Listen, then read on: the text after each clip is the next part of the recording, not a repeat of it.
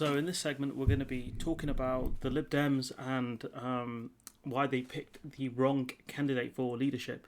So they picked Sir Ed Davey, and I think this is a stupid decision by the Lib Dems. They're not a party I care for that much, especially post 2010 and all the chaos Nick Clegg caused. But let's not forget Ed Davey was, I think, Energy Secretary, and he was a part of the coalition government, and that in itself is one of the key problems. And so, Ed Davey here, he won by a landslide, 63.5 to 36.5. That's a landslide. But it's just, it's a poor decision, and it's because, Ed Davey's here talking about time to start listening. In his victory speech, the new leader spoke of the task at hand, with the party only achieving single-digit support in the latest opinion polls.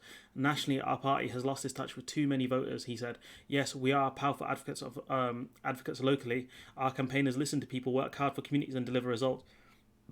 But at the national level, we have to face the facts of 3 disappointing general election results. He added, the truth is, voters don't believe the Lib Dems want to help ordinary people get on in life, because you didn't. You didn't, mate.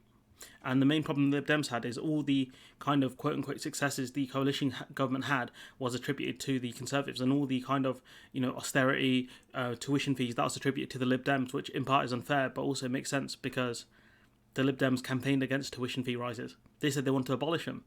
They were way left of Labour on tuition fees, and then they buckled. School cuts happened under their watch. People died through poverty under their watch. Food banks rose under their watch, and that's why Ed Davey's a bad choice, because he's a throwback from the past. He's a part of the puzzle that lost the Lib Dems, so much support post 2010. He goes, the truth is, voters don't believe the Lib Dems want to help ordinary people get on in life. You don't. It's time for us to start listening. And the other problem he's going to have is Brexit. That's going to be a really big problem for Ed Davey. And as leader, I've got a message. I'm listening now. I should have listened in 2010, dickhead. This was Sir Ed Davey's second attempt to win. He lost to Jo Swinson. That was embarrassing because her seat was in Scotland. So stupid. So stupid to have such a risky seat as leader. There's a reason why most leadership candidates have safe seats, and that's because if your leader goes down, it just causes absolute havoc. Sir Ed Davey acknowledged that his task is now to restore the party's fortunes. It has just 11 MPs, and they're the fourth biggest party, so they don't even get any questions at PMQs, which is jokes. The waves of defections during the heydays of Brexit process turned out to be a flash in the pan. I think that's when they tried to make that change party, but I can't remember if any Lib Dems actually left. The Liberal Democrats' Remain position was rejected in 2019, and now in a post-Brexit world, and with the Labour Party too under new management under Starmer, we'll be looking to move on, and I think Brexit is done. Don't bother campaigning on it until we actually leave. Don't talk about it until we actually leave, because that's what the Conservatives want, because that's the only thing they have. And I think they should have gone for Layla Moran. I don't know a lot about her, but I feel like she is new. She's new, and that comes with she's not tied to the old guard. I guess you could claim that, well, going for Starmer was a bit of a risk because he was tied to Corbyn directly. That's true, but Starmer has redefined himself as a person outside of that. Ed Davey won't be able to do it, because Ed Davey, if we actually look at his voting record, and forget rhetoric, voting record is what's important here. Anyone could look this up. I'm looking this up now, and you can look at his record under the coalition government. So let's have a look. Generally voted for reducing housing benefit for social tenants deemed to have excess bedrooms. That's what Labour called the bedroom tax. Consistently voted against raising welfare benefits, at least in line with prices. I think that's typically defined as with inflation. Almost always voted against higher benefits over longer periods for those unable to work due to illness. So he essentially screwed people who were ill and disabled. Consistently voted for local schools responsible for helping those in financial need afford their council tax. So he made the councils responsible for helping people, but then he didn't want to help councils though, did he?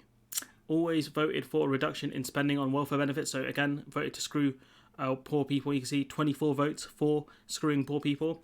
Almost always voted against against spending public money to create guaranteed jobs for young people, and that would help young people get into long-term employment, because it'll actually give them experience, which is a good thing as long as they're paid a decent rate. Almost always voted for increasing the rate of VAT, which is stupid. So generally voted against a banker's bonus tax, embarrassing. Generally voted for high tax on banks, good. Consistently voted against a mansion tax, stupid. And you can see from this is he doesn't care for poor people. That's what we can gather. So he can talk about, where's that quote gone? The truth is voters don't believe the Liberal Democrats want to help ordinary people get on in life. Because you don't, mate. That's what your voting record says to me. That's what it genuinely says to me.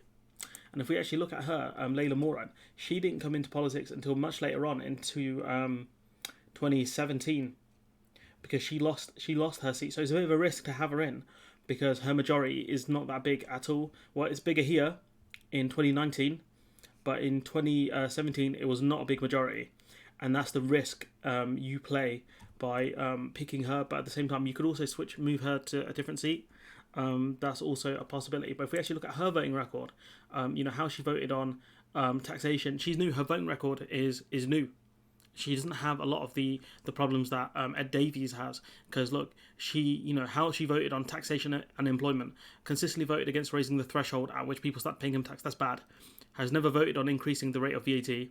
We don't have information on Layla Moran's position on higher taxes on plane tickets, but that's not the important stuff here. We don't have enough information to calculate Layla Moran's position on reducing housing benefit for social tenants. So the bedroom tax, they don't have this information. Do you understand what I'm trying to say here? Is the fact that she's new. They don't have a lot of info on her, so she can redefine the party. Ed Davey can't do that because this is his voting record. This is him. He can't redefine the party like she could have. I don't know what she's like as a politician. She looks goofy. I sense a bit of that Ed Miliband, that Ed Miliband energy. But at the same time, at least she's different, and that's the point. Newer isn't always better, but when you've got Ed Davey who's tied down to his past, and people will pick him up on it, absolutely. If I had the chance to talk to him, I'd say, how can you say you want to help ordinary people when this is your voting record? And he can say, oh, we're in coalition government, we have to make compromises. Like, you compromised on the backs of poorer people who did not cause the recession. Austerity was there to to essentially cut government spending, but it was there because the country went bankrupt, in part because of an inflated welfare system, but mainly because the banks went bankrupt. They over leveraged, and you had the housing crisis as well, and you had massive problems through the '08 recession. That wasn't caused by poor people, that was caused by the banks predominantly. Also through poor legislation and other things, but you essentially try to rebuild the economy on the backs of poorer people, essentially punishing them for mistakes that were made not by them but by New Labour and also banks and other institutions. And that's why Ed Davey was an awful choice to be the new Lib Dem leader, because he's not going to be able to push the party to the future. He's a relic of the past, and that's why they should have picked Layla Moran. But I'm going to leave it there. Let me know what you guys think in the comments below. Like, comment, share, subscribe, and hopefully I'll see you in the next one.